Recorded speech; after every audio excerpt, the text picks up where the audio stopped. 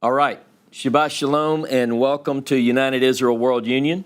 This is our Sabbath morning scripture study coming to you live from St. Francisville, Louisiana. Thanks for joining us. I really appreciate that you took time out of your Saturday morning. Hopefully it is beautiful where you are. And we are currently in our 10-word series, and we're going to continue with that today, studying the 10-word Hebrew covenant. We're following the outline I presented. This is, by the way, class number 13, and we are in word number 7. So we're continuing with this study. If you follow the previous classes, you know that the numbering that I'm using comes into the way that I calculate based on the white spaces within the Hebrew text. So we are, as I said, in word number 7. The English translation, regardless of what translation you use, for the most part, the English translation of word number 7 is thou shalt not steal. Thou shalt not steal. And I thought about when I first began to study and prepare for this particular class this week, I kind of thought about this one is probably the easiest, the most straightforward. I mean, just don't steal. And that's the class. I'll see you next week. It was almost like that's what I expected to find as I looked through the text, that I would discover various occurrences of the word that talked about taking something that didn't belong to someone. Because most of us have a pretty good idea of what this word, or this commandment, if you will, means. Thou shalt not steal. Is it straightforward enough? Can you be any more plain? So I kind of approached it that way, but the more that I began to study, the more that I began to find. Most of us tend to think about thou shalt not steal as the misappropriation or taking stuff that belongs to someone else. And so the command would be, or the word would really govern, put boundaries around the idea that says very plainly, you can't do that. You can't take stuff that belongs to another person. Or maybe a better way to say it is, don't take for your own property that doesn't belong to you. Again, very straightforward. This is the idea that most of us get when we see on the wall, on the plaque, thou shalt not steal. We pretty much put a check mark by it and say, well, I'm not going to do that one. I mean, whereas last week, people, when we talk about thou shalt not commit adultery, and we talk about how that sin is pervasive in our culture, stealing, we think, this is probably easier to abide by. There are various terms, legal in nature, that we associate with stealing, theft. The legal term, if you will, is larceny. Generally, we talk about larceny, which is the theft of personal property. So I wanted to begin. I took some time this week, as I did last week, to look at standard English translations of some of these terms associated with this commandment, thou shalt not steal. So I looked up, what does it mean to steal? Remember, one of the main things that I want to do in my translation, in my class, in my teaching, is to adequately define the Hebrew with an English term. I want to make sure that steal, S-T-E-A-L, covers the Hebrew word behind it, or our English ideas in line with what the Hebrew is commanding. And so I did a little study and I came up with several things, and I found some terms that I was not familiar with. One of those terms is asportation. Asportation. Now, many of you may have heard that term. I've never come across that term, but it means the detachment or movement or carrying away of property that is considered an essential component of the crime of larceny. So, for instance, you can't technically say that stealing is taking something that doesn't belong to you. There's a little bit more involved technically. If I go into a department store and I see something that I like and I take it off the shelf, that is not larceny. I've not committed theft. This is obvious. I can walk around the store. I can go up and down the aisles. I've not yet stolen or taken something into my possession with the intent to keep it, and I've not done anything illegal. But if I chose to leave the store without paying for those goods, it's a different story. So what I want to do is I want to begin to look at, first of all, does steal adequately define the Hebrew behind it? And I want to look at what does the Bible say about this particular crime, this particular sin. I want to look at the various examples. I want to see how broadly it is defined within the biblical text, and you might be surprised at some of the things that we cover today. But I also want to make sure that I've got the right word in a narrow sense. So both narrow and broad is thou shalt not steal, the best way to say this particular word in the 10-word covenant. So it begins in Hebrew, again, just like above, the last couple of that we've covered, there are two Hebrew words that are translated, thou shalt not steal. The first one of those is the negative particle. So it begins with lo, which means no. Lo, no. And then the phrase is lo tignov. Lo tignov. The root word that we are translating, you shall not steal, the root word of that is ganav. Gimel nun beit. Ginav. And I will tell you that the English word steal, stealing, those are a good definition. If we understand the implications of that term, if we can look at what the Bible puts into that category and we understand the English, yes, but we understand what the Hebrew Bible says, makes up this idea, and that's what we're going to look at. So what I want to begin with is to say that to steal is to take without permission or the legal right and without the intention of returning it. So there are cases, like one of the things that I did this week was I looked at Jewish law.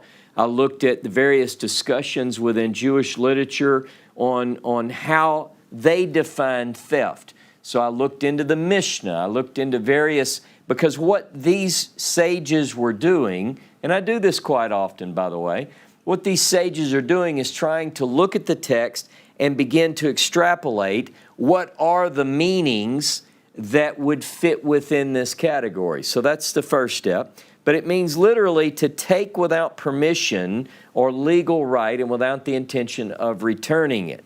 But there's also another meaning of the English word steal, which fits into the Hebrew. So it also means, other than just taking what does not belong to you as your own without intending to return it, but the word steal in English also is connected with another English word. And that word is stealth. Some of you have heard of stealth, S-T-E-A-L-T-H. The same root word in English, steal, would be the same root word of the English word stealth. Now, stealth indicates in English quietly, secretly. You can think of terms like sneaky, covert, under a cloak of secrecy, if you will. You're avoiding detection. So if someone does something stealthily, they are doing it at the purpose or with the purpose of going undetected, unnoticed.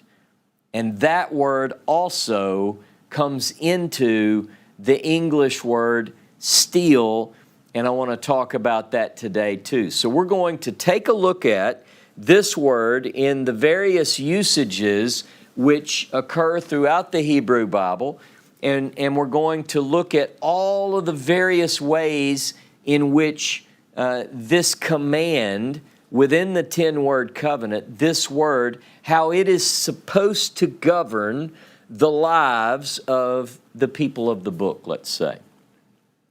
So we tend to associate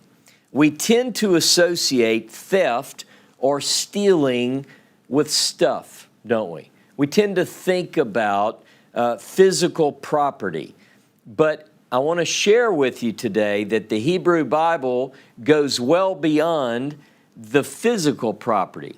So it doesn't just deal with iPhones or hunting supplies from your local Walmart or clothing from a department store or your neighbor's things that they left out in the yard unattended. It goes well beyond that. In fact, I wanted to begin with a quote from Rabbi Hertz's commentary. Hertz's commentary, I recommend it quite often. It is a very good commentary. Most of his comments are very conservative in the sense that they stick primarily with the text, and they offer some very valuable insights. But he has this commentary, this paragraph, is associated in the Hertz commentary on the Pentateuch and the Haftarahs with the idea of thou shalt not steal. Here's what it says. It also, quote, it also includes acquisition of property by cheating, by embezzlement, or forgery. There are transactions which are legal and don't involve any breach of law, which are yet base and disgraceful. Such are all transactions in which a person takes advantage of the ignorance or the embarrassment of his neighbor for the purpose of increasing his own property. So what this comment is suggesting is that beyond the physical acquisition of someone else's stuff, there are other things which involve different crimes or different sins which would be categorized under the heading of thou shalt not steal. So we're going to be talking about other crimes, and some of these crimes you might not have associated with being a violation of thou shalt not steal. So the Hebrew word ganav, gimel nun beit, occurs 51 times in Scripture, 51 times. So what I have to do anytime I prepare a class and I'm trying to get at the full meaning of a word or a term or a phrase is I always begin with, let me see every usage of this word. I want to look at it in every application and see if context doesn't shed light on a deeper meaning, a deeper understanding of how God views ganav. What is considered stealing? And so that's the way I begin. And what I noticed as I worked through the 51 occurrences, and I read the phrase, I usually read the verse, the pasuk it's called in Hebrew, but I'll read in context. I read between the white spaces to see what is the correct application of the term. What's the Scripture trying to tell us? So the first thing is that not always, not in every occurrence, are we dealing with stuff as we tend to think of it. We're not always dealing with the taking of property that doesn't belong to us into our possession to increase our own property. That's not always, though it is certainly a major part of the biblical definition. But there's more. It's like the commercial where it says, but wait, there's more. It certainly can refer to the unlawful appropriation of someone else's stuff or property, physical property, into our own. But the Bible presents us with examples that go well beyond that. And so I wanted to think about this. So I began to consider the other 10 words and how they're connected to form a total document which is protective in many ways. So I started thinking about it. Even though the command or the word dealing with adultery defines taking the woman that belongs to another as mine, it's defined biblically as adultery. In a way, that too is stealing. It is taking that which doesn't belong to me and bringing that into my realm of ownership or my realm of possession. So too is taking a life. If I take a life that is not mine, you see what I'm saying? That too is a form of theft. So in a broad way, under the definition of stealing, I find close associations with some of the other commands. Thou shalt not commit adultery. If we define that as taking someone else's woman, that's theft. Murder, again. So these ideas. What about a false testimony? If I give a false testimony against someone, I have deprived them of fairness. In a way, I have stolen the truth. I've stolen the balance of justice against a person. So in a broad way, that too is a form of theft. So I'm thinking broadly first.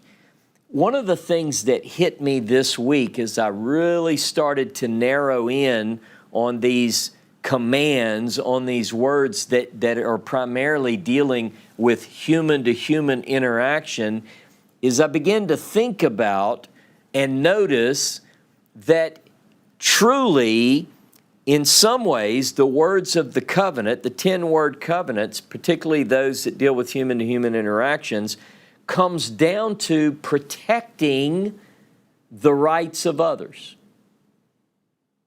Now, what we tend to do is, I want you to let that sink in for a second. If the 10-word covenant, particularly those that deal with human-to-human interactions, if those words have anything in common, I see the commonality as being a way to protect the rights of others. And we tend to think about the commands as, or these words as commands on what to do and what not to do, the do's and the don'ts, commands and prohibitions. But what I want to get at is, what is the base? What is the underlying, if you will, reason for the word itself? And if I'm right, if these words form sort of a protection for the rights of individuals, then truly people might have a better understanding of what it's all about. I think that these particular commands, these words, in one way, I could define them as boundaries for human behavior. They give us the boundaries for human behavior, which provide us with the opportunity for the pursuit of life, liberty, the pursuit of happiness, right? They provide not only a boundary for human behavior, but for decent human society. And then outside of the 10-word covenant, we have plenty of legislation within the Torah that defines in great detail how each of these broad categories, if you will, is to be carried out in a society.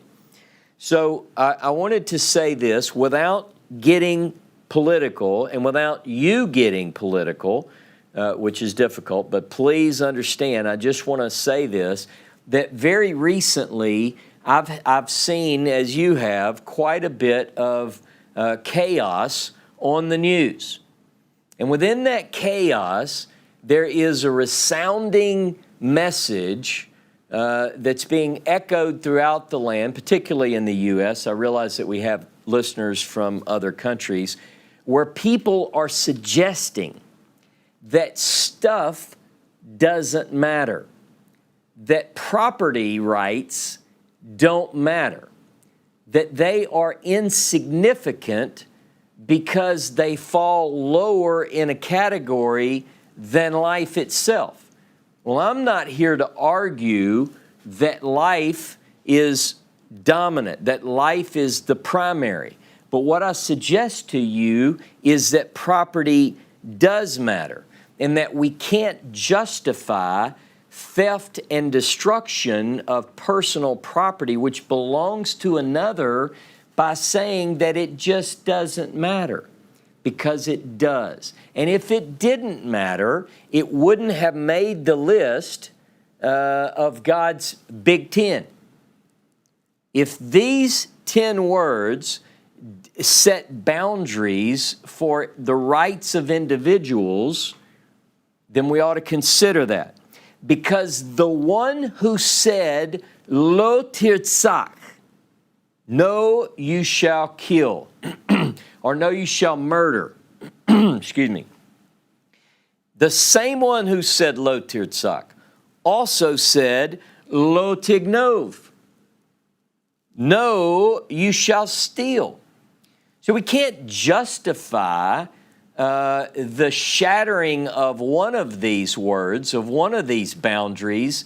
It's not exclusive. These go together as a package. Whenever we see a chink in the armor, when we see that one is attacked, the very foundation of decent moral society is being attacked. We have to understand this. We have to understand this very clearly. The 10-word covenant works together in tandem, in concert, to put boundaries on human behavior. It comes down to the rights of others and to the rights of all. We have to defend that. So let me just give you an example. Go with me to the book of Proverbs. Go with me to the book of Proverbs. And I want to go to Proverbs chapter 6. Proverbs chapter 6. And go with verse 30. Proverbs 6:30. Do not men despise a thief, even if he steals to satisfy his soul when he is hungry. And if he be found, he shall restore sevenfold. He shall give all the substance of his house. Now, the comment here, the point here, is that even if we look at a person who steals and we say, well, that person was hungry, there are laws, there are rules for a reason. Crime is crime and violation is violation. Even if you want to have compassion on a person who disregards the commands, the laws, we have to come back to the basic point that it's not excusable. We can have empathy, but that empathy should precede the crime. We should be doing a better job, perhaps, of helping the hungry, of helping those in need. But we should not excuse the violation of these laws because it breaks down decent human society. In other words, if we don't respect the rules, if we don't respect and honor the commandments, we are opening up to a world of total chaos. For instance, a strong man could take whatever he wanted. What if there was no desire to follow? The strongest person would have all of the women in the neighborhood because they could take them by brute force, or all of the stuff. You couldn't own anything and leave it out in your yard because the strongest would simply come and take it. It does matter. A person with the most strength could take a woman that was not his, or a life that was not his. And yes, hashtag property matters, not just physical. So as I began to work on this subject, I started thinking about how to look at it in a biblical sense, and I want to begin this morning having a pretty lengthy introduction in Genesis chapter 2. In Genesis chapter 2, if you'll go with me to Genesis 2:15, and I'm going to tell you when Jehovah placed Adam in the garden, it says, and he rested him in the Garden of Eden. So I'm going to begin reading in Genesis chapter 2 and verse 15. And Jehovah Elohim took the man and put him, or rested him, in the Garden of Eden to till it and to keep it. And Jehovah Elohim commanded the man, saying, of every tree of the garden you may freely eat, but of the tree of the knowledge of good and evil you shall not eat of it, for the day that you eat thereof you shall surely die. All right, so literally, by the way, when Adam is placed in the garden, where this translation says to till and to keep, in the Hebrew it's to work or to serve and to guard. So man's primary role, if you will, is to serve, avad is the root word there, and to guard, shamar, to serve and to guard God's creation. And within that job, or within that mission, within that assignment, there is a prohibition. It tells him that man can eat of every tree which is in the midst of the garden except for one. And what we find as we work through the story is that this is not followed. I want you to go with me to Genesis chapter 3 and verse 6. Genesis 3 and verse 6. And it says this, and when the woman saw that the tree was good for food, and it was a delight to the eyes, and a tree to be desired to make one wise, she took of its fruit, and did eat, and gave also to her husband with her, and he did eat. Now, when the Nachash, the translated serpent, enters into the story, there is a question as to whether or not the man and the woman could take from every tree. And what she does is she says, no, we can't take from every tree. And she gives her understanding, which I'll get into in a moment. He challenges that, and then notice how she and her man take from the tree that is forbidden and eat. So what I wanted to stress this morning is technically, in a technical sense, the Bible's first couple took what did not belong to them. That which was forbidden, that which was off limits, and in a way, they stole it. Now, I'm going to build on this, so stay with me. Even though the word ganav, or gimel nun beit, is never used in this particular text, by my study of the 51 occurrences of the Hebrew word, the Hebrew root word, this is theft. It is a violation because the people took that which did not belong to them. Now, for years I've taught that the first sin, if you will, was this. And it's very simply stated. The first sin is this, that she, Chava, did the following, which led to the first sin. She added to the words of God. You've heard me teach this before. God says, you shall not eat from the fruit of this tree. And she, when she is asked by the Nakash, she says, not only can we not eat of it, but we can't touch it, lest we die. And so by adding to the words of God, that was the first sin. And that's the one that I generally stick with.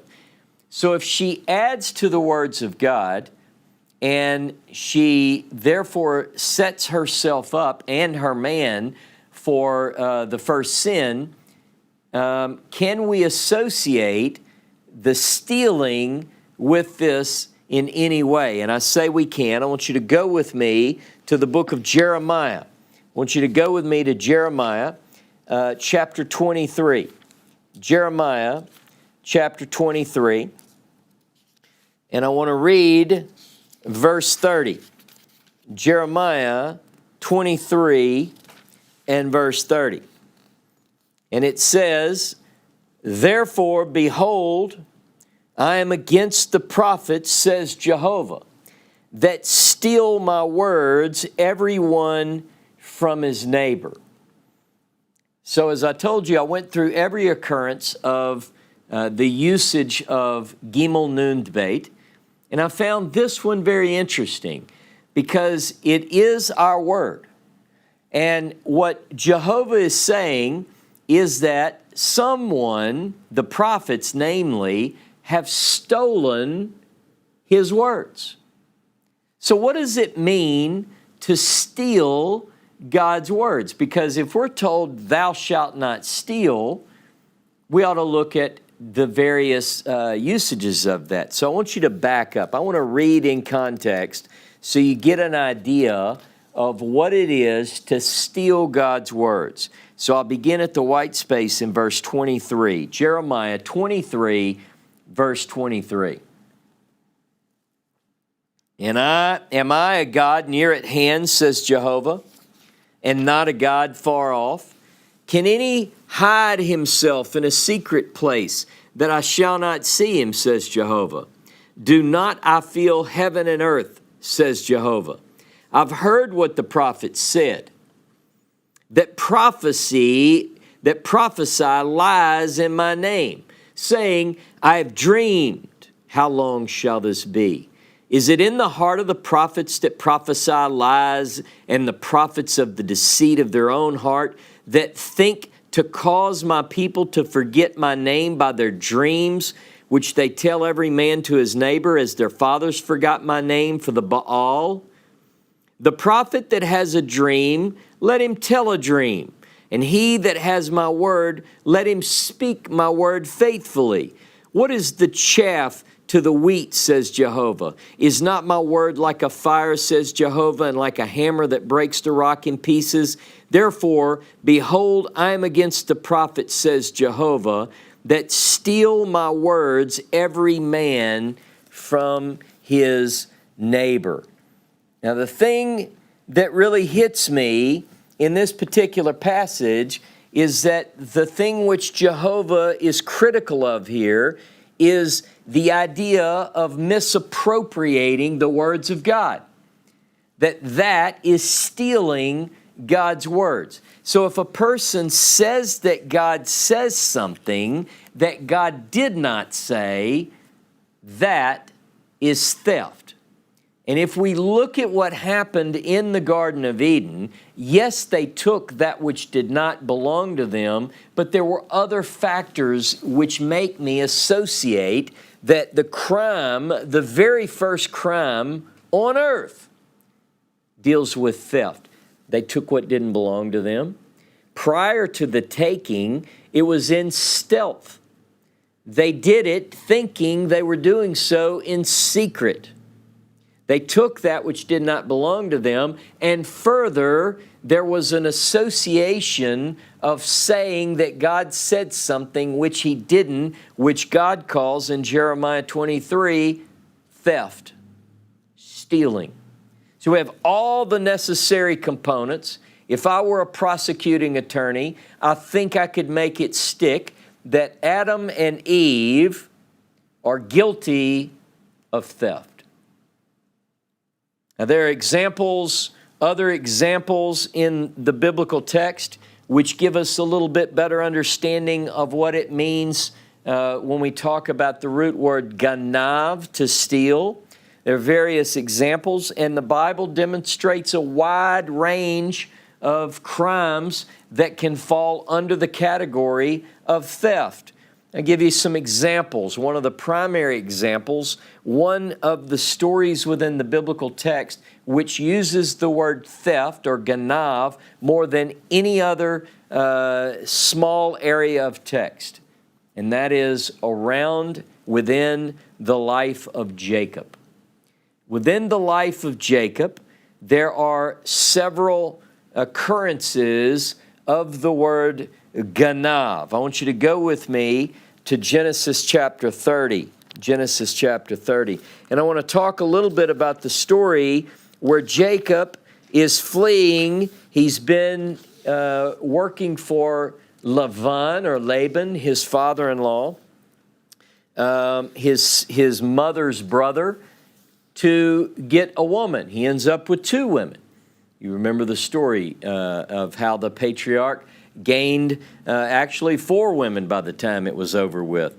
But there was one particular episode that in which the word ganav occurs over and over and demonstrates the biblical variety of our understanding of theft. And it deals with the part where Jacob is preparing to leave. He's been told by God to go back to the place that was promised to him.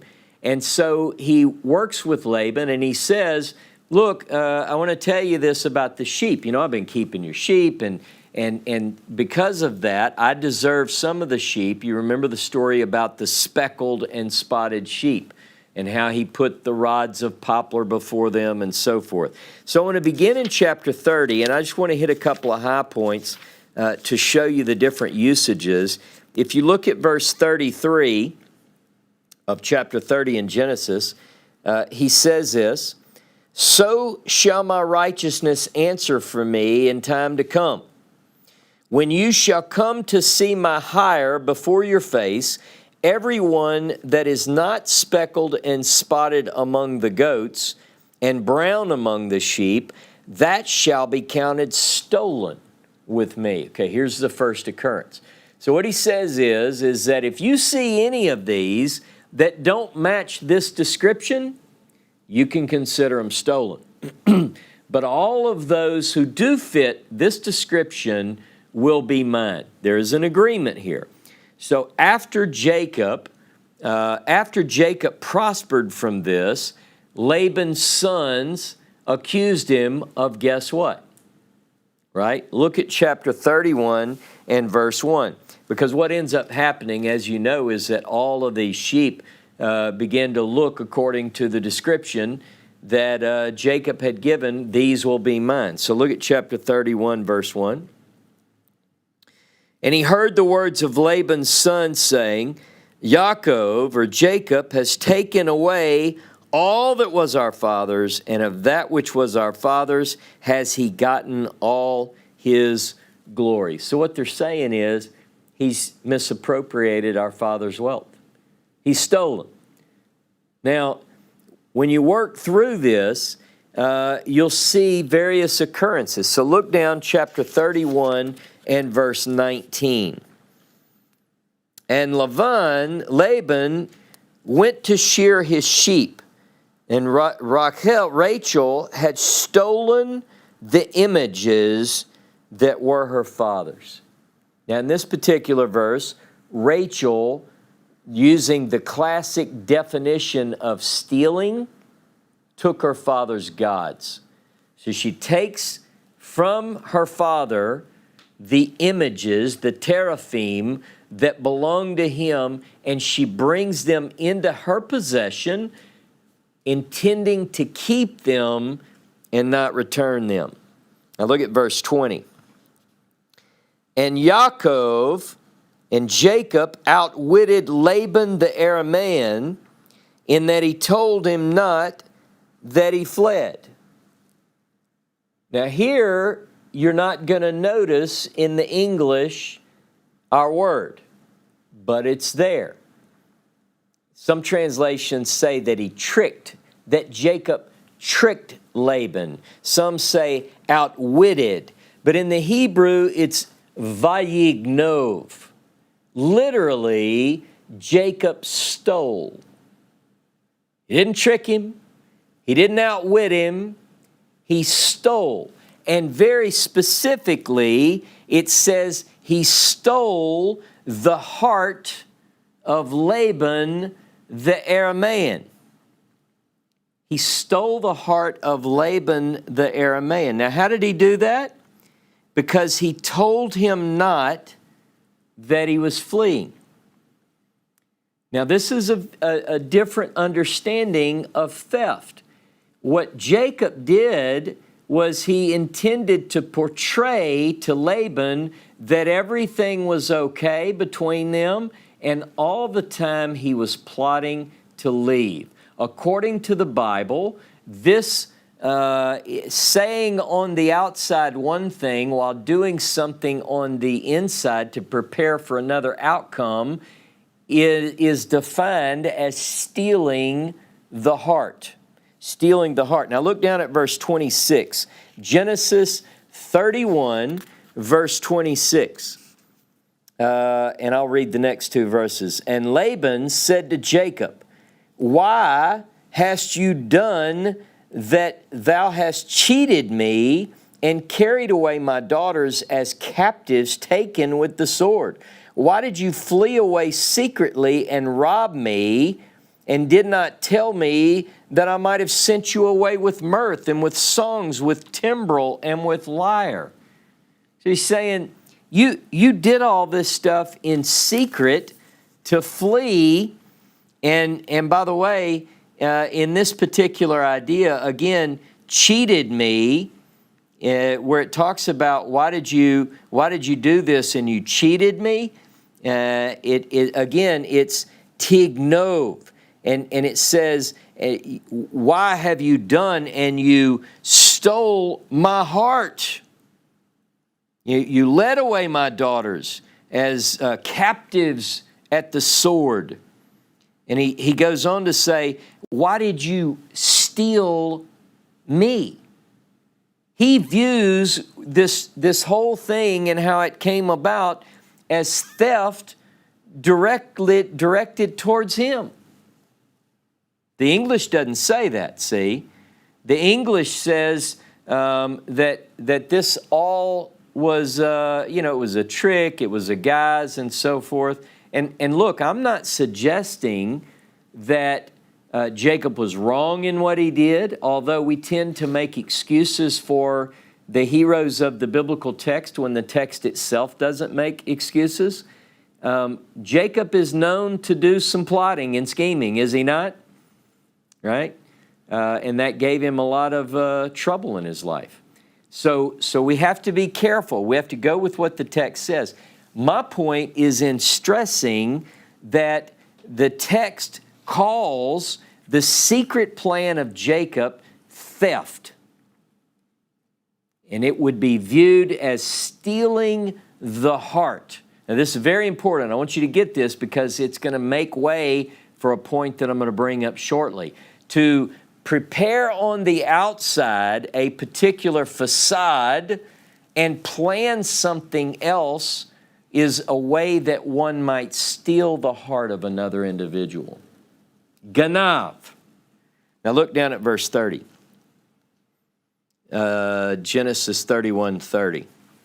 And now, though you would needs be gone because you dost long after your father's house, yet why have you stolen my gods? And Jacob answered and said to Laban, because I was afraid, and I said, perhaps you would take by force your daughters from me. Anyone with whom you find your gods, let him not live. Before our brethren discern you what is yours with me, and take it to you. Now he didn't know, we go on to read the next verse, for Jacob knew not that Rachel had stolen them. Laban's point, you stole my heart, You stole me, literally. You acted like everything was okay, and in secret, you stole my heart. You led my daughters away as captives with a sword. And on top of it, you stole my gods. So this whole conversation from Laban's standpoint to Jacob is, stop, thief. You stole everything. And those different interpretations or understandings from the ancient text deal with theft. Theft. Jacob stole Laban's heart when he secretly planned to leave. I want you to get this. He leads him to believe. You can see him. Hey, Paul-in-law, how you doing? Yeah, good to see you. I'm just out here taking care of the sheep. What you going to do later? Nah, I don't know. We're probably just going to... See, he's giving this outward show. Meanwhile, he's telling the girls, get your stuff packed. Get everything that you want to bring with you. God told me to leave, we're going to leave. So a lot of you might be listening saying, wait a minute, God told him to leave. But again, I want you to understand that in the ancient Hebrew idea, I want you to get these nuances of Ganav, and that's why I'm telling it the way I'm telling it. Presenting a facade is and can be viewed in the biblical sense as stealing literally someone's heart. Let me give you another example, maybe a better example. Go with me to 2 Samuel 15. 2 Samuel 15. Wonderful example of stealing the heart.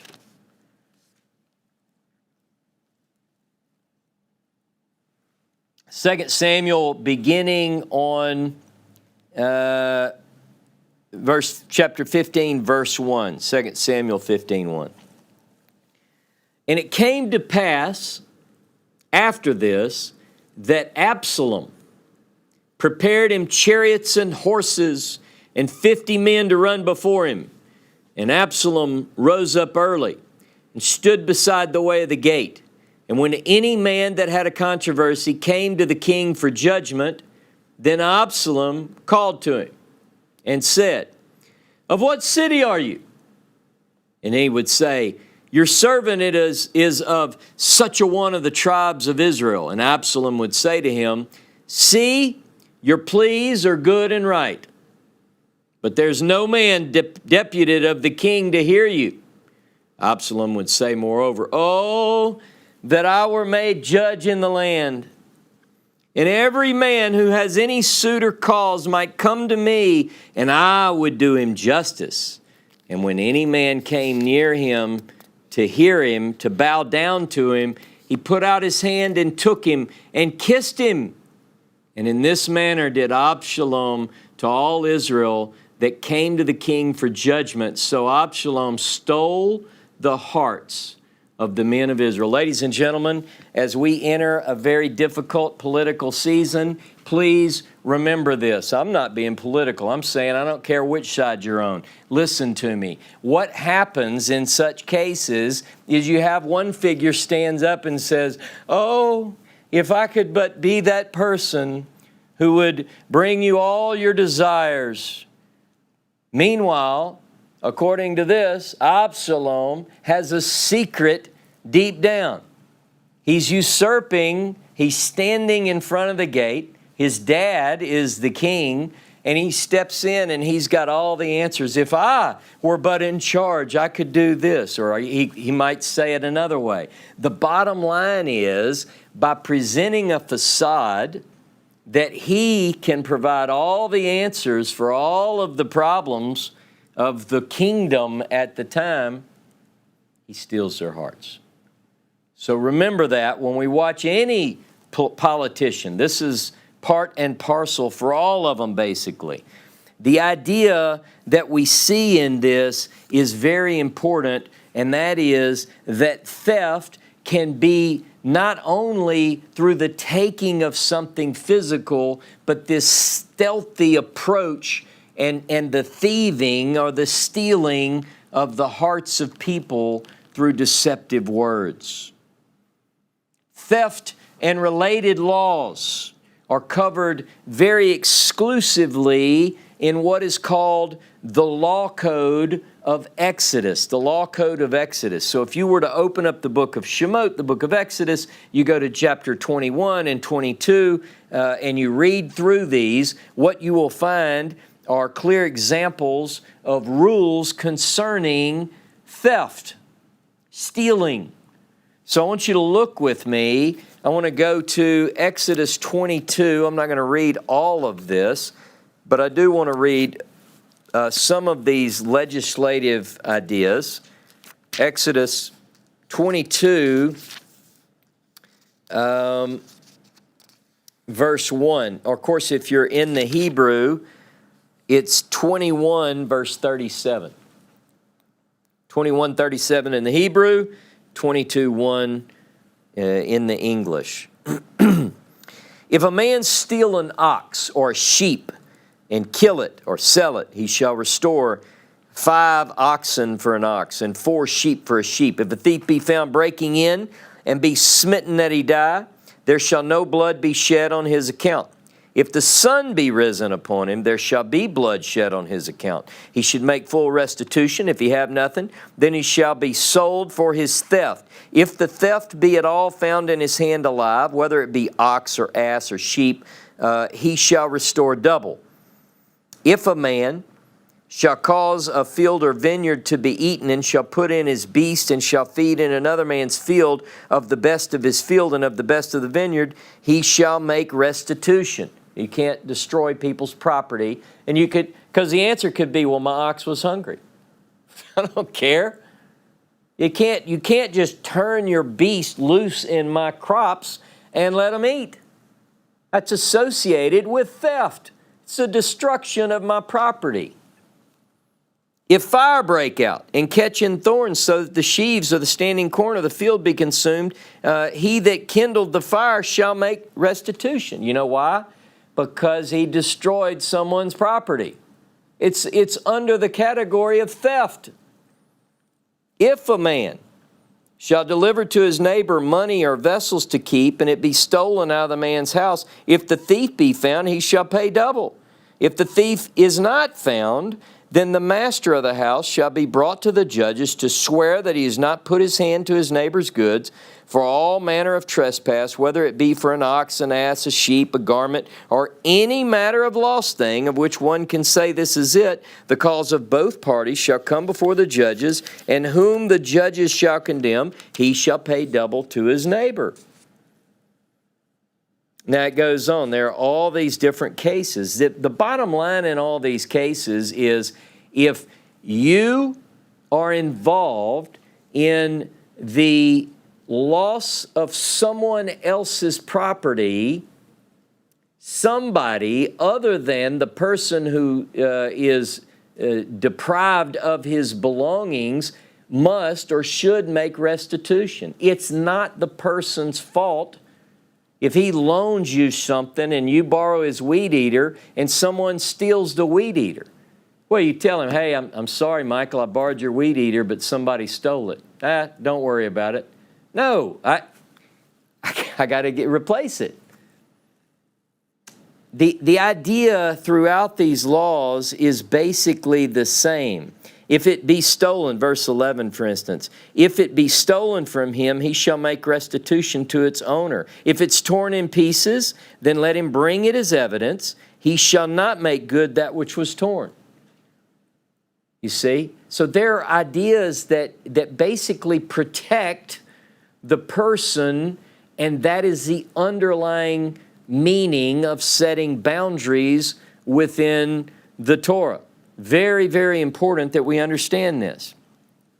And there are many other laws, but you can read through Exodus 21 and 22 to get sort of a full understanding of it. Now, here's another way that the Bible talks about stealing, ganav. Look with me at Genesis chapter 40. Genesis chapter 40 and verse 15. Genesis 40, verse 15. Ki gunov, for I was stolen, this is Joseph speaking, I was stolen away out of the land of the Hebrews. This idea of a person being stolen, we use the term kidnapping, but that's what happened to Joseph. Joseph was stolen from his own land and transported into slavery. This is considered stealing. Look at Exodus 21. Exodus 21. So thievery or stealing is associated with kidnapping, which is another form of theft. Exodus 21, verse 16. And he that steals a man and sells him, if he be found in his hand, he shall surely be put to death. He that steals a man. Look at Deuteronomy chapter 24. Deuteronomy 24 and verse 7. If a man be found stealing any of his brethren of the children of Israel and deals with him as a slave or sells him, then that thief shall die, and you shall put away evil from among you. The taking of a person and selling them into slavery, as it were, is a form of stealing. In fact, the Hebrew in one of these passages, as I read through them this week, it's stealing a soul or a life, basically. Now, what about business practices? Ever hear about corruption in business? How many of these would be categorized under theft or stealing? Look with me at Leviticus 19. Leviticus 19. I want you to go to Leviticus 19 and verse 35, maybe? Yeah. You shall do no unrighteousness in judgment, in meat yard, in weight, or in measure. Just balances, just weights, and a just ephah, and a just hin shall you have. I am Jehovah your God who brought you out of the land of Egypt. Therefore you shall observe all my statutes and all my judgments and do them. I am Jehovah. The idea is that you can't use false weights. So you say, I'm going to sell you 5 pounds of wheat, and you have a scale that's rigged, and you're really charging for 5 pounds of substance, and you're giving the person 4.5. You're heavy on your end, so they're paying more than what is due. Guess what? That's theft. That's stealing. Think about all the ways to apply this principle. Go with me to Deuteronomy chapter 25. Let's look at this a little bit more. Deuteronomy 25 and verse 13.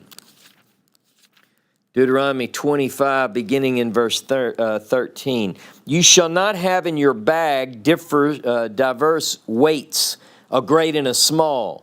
You shall not have in your house diverse measures, a great and a small, but you shall have a perfect and just weight, a perfect and just measure shall you have, that your days may be lengthened in the land which Jehovah your God gives you. For all that do such things and all that do unrighteously are an abomination to Jehovah your God. Pretty plain? Look at Proverbs 11. Proverbs 11, verse 1. A false balance is abomination to Jehovah, but a just weight is his delight. Why is that?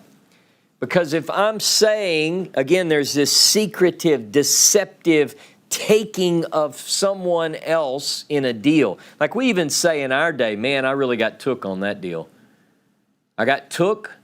It's not good grammar. You might not say it where you're at, but down here we say, man, that guy took me. He took me means he tricked me. He beguiled me. He stole my heart. He was deceptive. He stole from me. Look at Leviticus 25 and verse 14. Leviticus 25, verse 14. And if you sell aught to your neighbor, or buy aught of your neighbor's hand, you shall not defraud one another. You know, it really comes down to honesty in business practices. Because if you deceive one another in the transaction, if you take your neighbor, if you take your companion, your fellow, you stole from that person. Now, there's a difference in robbing and stealing. One of the sources that I referenced in my class this week, I looked at Michael Dallin's book on the Rainbow Covenant. He gets into the 7 laws of Noah, and theft is one of them, stealing. And so Dallin does an excellent job. I highly recommend his book on covering these laws that are generally understood to be universal. He does an excellent job of showing all or many of the sources, both rabbinic and so forth, and the understandings that they have. So he talks in there about the difference in robbing and stealing. A robbery is generally, it's like it's out in the open, you know, like someone walks up to you and puts a gun to you and says, give me all your stuff. That's robbery. That's considered. They might lie in wait, ambush you on the road, whatever, but that's a little bit different. Stealing is generally this idea of under the cloak of secrecy. Someone might sneak into your home. Now, you can call them a robber, but technically and more accurately, there is a distinction between the two. But either way, whether one robs someone or steals from them, that is both associated under the broad category of theft. And so it would fall under this idea, thou shalt not steal, even if we use the word rob. Let me give you one of the passages that I looked at this week. Go to Leviticus chapter 6. Leviticus chapter 6 and verse 2. Now, this is where it gets tricky on the Hebrew. If you're in a Hebrew Bible, it's chapter 5, verse 21, I believe. Yeah.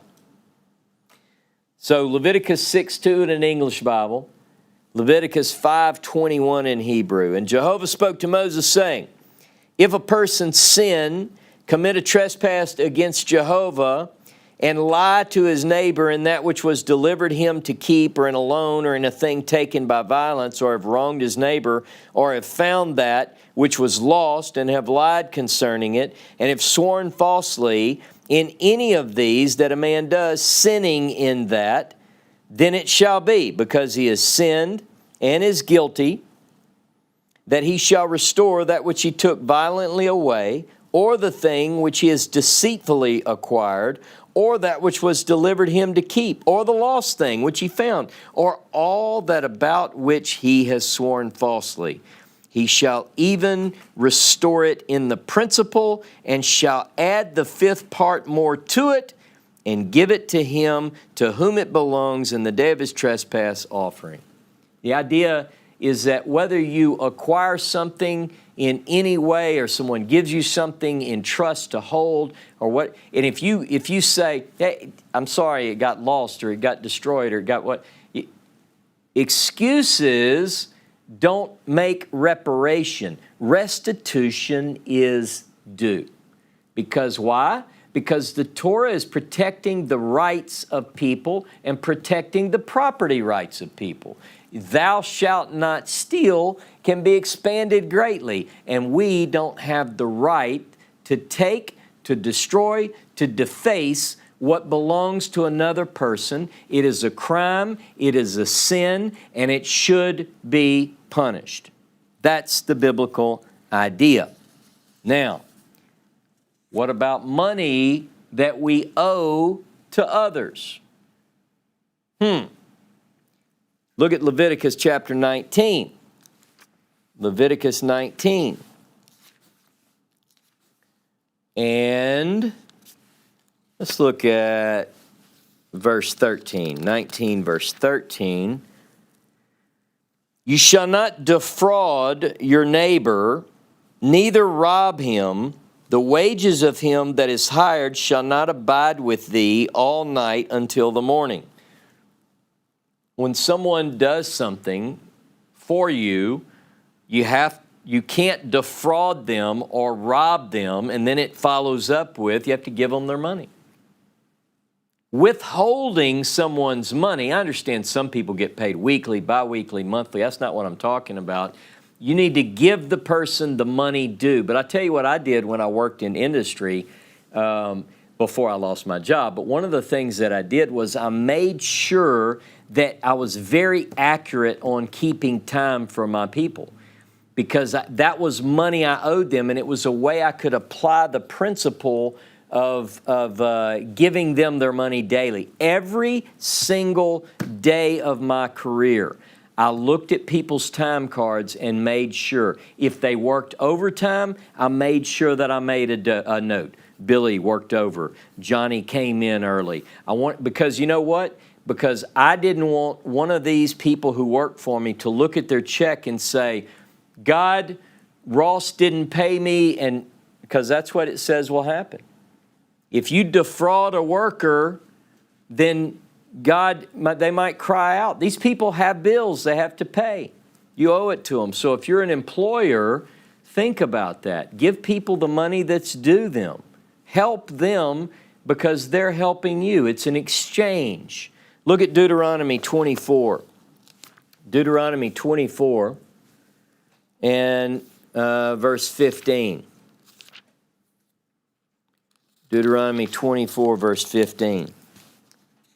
And it says, let's look at verse, did I say 14? Deuteronomy 24, 14. You shall not oppress a hired servant that is poor and needy, whether he be of your brethren or of your strangers that are in the land within thy gates. At his day you shall give him his hire, neither shall the sun go down upon it, for he is poor and sets his heart upon it, lest he cry against you to Jehovah and it be to you a sin. There it is.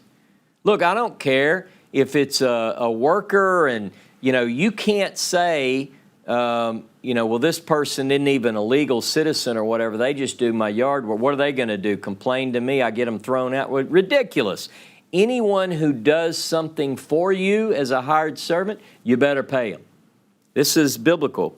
Whether they're a person, a citizen, one of your brothers, a stranger, it doesn't matter. See that? Now, how about loans? Now you're getting personal. Look, since I lost my job, I worked very hard because I had a good paying job and I made a lot of money, and so I could spend money. But like many people, I got in debt. I had credit cards, but they were nothing to me to keep run credit cards up. I could pay them. Then I lost my job, and what do? So I have a very tight budget. Anytime I get a little bit extra, I put it towards the bottom credit card. And then when that one pays off, I take the money that I was paying there, because I don't have extra, but if I get extra, now I have that, and it's called that snowball effect. I'm reading through the Dave Ramsey right now, and I'm applying these principles. And you stack it up, and you pay them off. But is it biblical? Do you have to pay your debts? Well, look at Psalm 37. We're talking about theft today. Look at Psalm 37 and verse 21.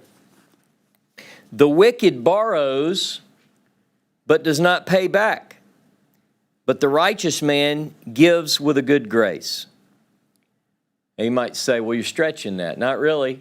Study it. Look at it.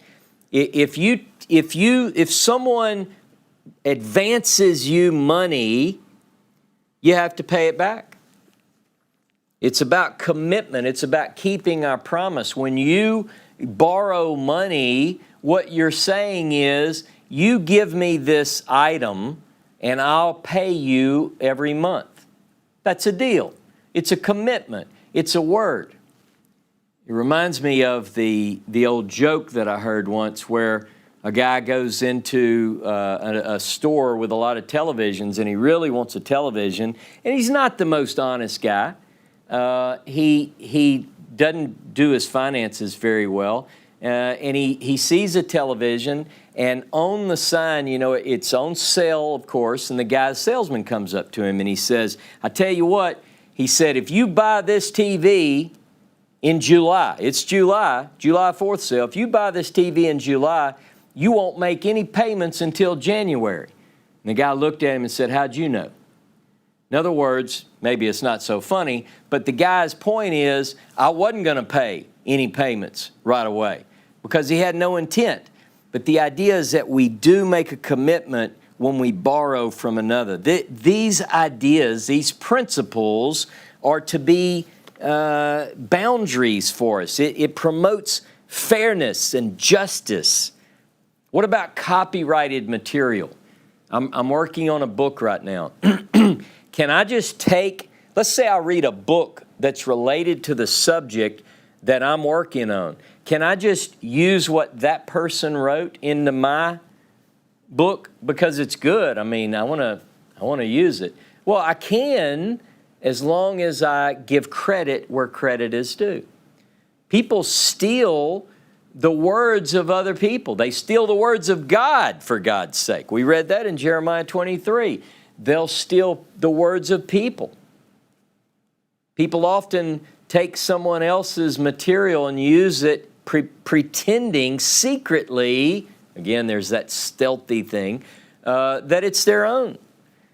What about intellectual property? What about this? What if, I mean, I'm a Bible teacher.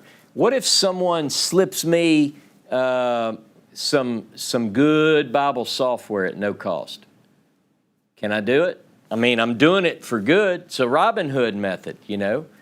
I mean, I'm teaching the Bible. I'm entitled. No, you're not. No. It's not legal to pirate software. That's theft. This person, whoever designed this company has established a worth, and if you have the money for it, you can buy it. That's the way we do it. You can't pirate music, and all of these things fall under the category of theft, stealing. Thou shalt not steal, even if you're a preacher or a Bible teacher and you think that you are entitled to the best Bible software. Now look at Leviticus 19. Leviticus 19, verse 11. This is kind of what it boils down to. You shall not steal, neither deal falsely, neither lie one to another, and you shall not swear falsely by my name, neither shall you profane the name of your God. I am Jehovah. Now, at first glance, these seem to be an interesting match, if you will, with one exception. So if you notice what I just read, you've got thou shalt not steal, but then you have deal falsely, lie to another, don't swear falsely. You have 3 or 4 things which deals with falsehood, and then stealing. Like, don't steal, and oh yeah, don't do all this false stuff. What I propose to you is that the reason they are together is because they go together. The root of theft is falsehood. Now, what do I mean by that? When you take what is not yours and you claim ownership of it, you're being false. You're claiming that something belongs to you that ain't yours. When one secretly plots or presents themselves on the outside as something that they're not, they are stealing the hearts of people and they're being false. We call it hypocrisy. Whoever thought that hypocrisy would fall under the category of theft? When one claims that God said something that he did not say, you're stealing God's words from another person. You're depriving them of the truth of what God really did say. And there are a lot of people stealing God's word. People of the book have a high standard of holiness whereby they are commanded to live. No excuses allowed. Theft of property, theft of public opinion, theft of intellectual property, theft of the Word of God, all of these have to do with stealing. We have to be honest with ourselves and with others. Listen, we are entitled, I don't even like using that word, but we are entitled to what is ours and to protection thereof.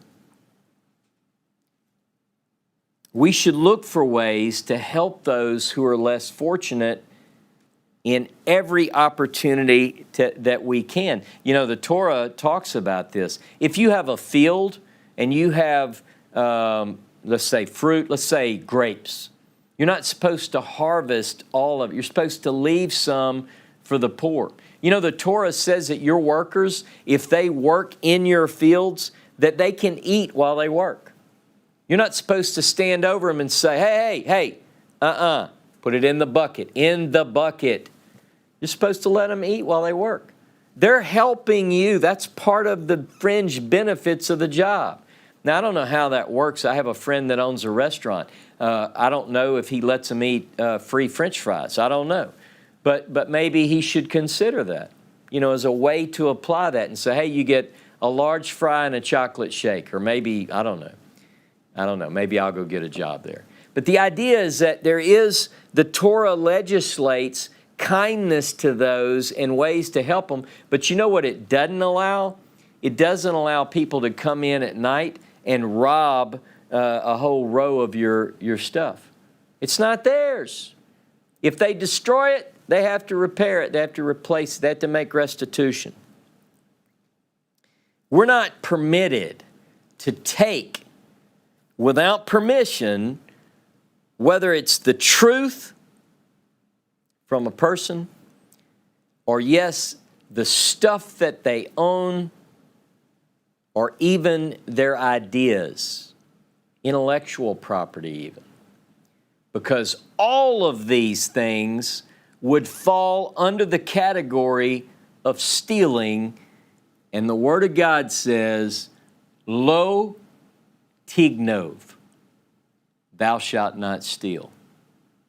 Shabbat shalom.